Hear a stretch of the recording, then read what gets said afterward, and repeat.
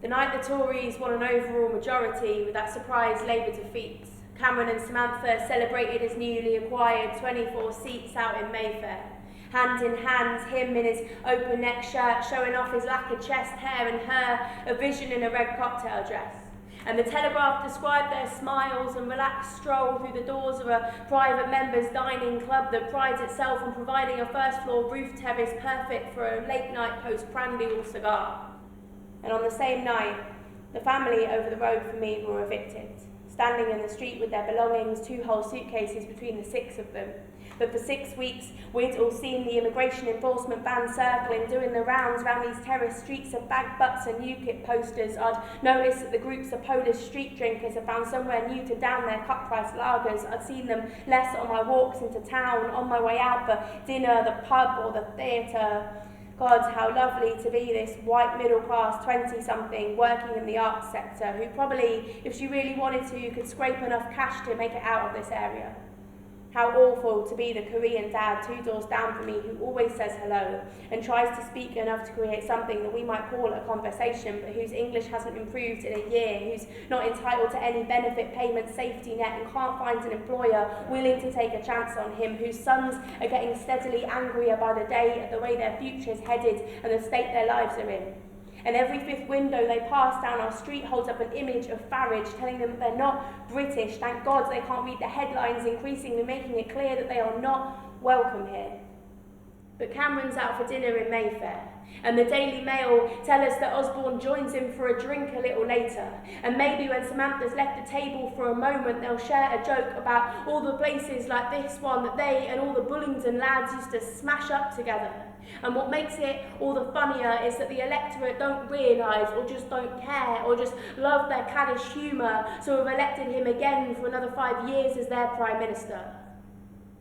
And I was driving back from Loughborough. Having knocked on doors until 2 minutes to 10, we had 2 minutes of blind hope and blissful ignorance that maybe we'd done it.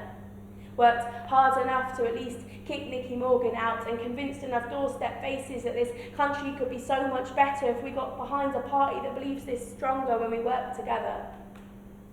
And then, in a way that must have tempted every kind of fate, we drove home in the dark, naively singing along to Things Can Only Get Better. We counted down the seconds to the exit polls, and then a student in the back of my car I'd only met that morning looked at his phone and said, "Oh my God." Later that night, I was predictably hysterical, and my mum said down the phone to me, "Jess, we have been here before. In 1992, we had 13 years of them, and I went to bed thinking Kinnock had done it, that we were free of the Tories, woke up the next morning to John Major grinning down the telly at me. And I know it feels hopeless, like the bottom of your world has fallen out and given up, but it's pointless to wallow for too long on how terrible this is. So don't be sad, be angry, and turn this into something positive." So from here on in, I have made myself some promises, like I want to read more about everything I can. I won't let headlines slide by on a Twitter timeline the same way the Tories use major public events to disguise their worst crimes, like when they used the Queen's Jubilee to hold the public in a net so that we wouldn't notice the slip-through of the health bill that sold off another bit of our NHS. I want to make more of an effort to actually put my phone down in the pub and talk to people about the stuff that makes me angry, especially the quiz team who sit opposite us, who spent a month saying how much they hate the Tories, but when polling day came, they couldn't see the point in voting.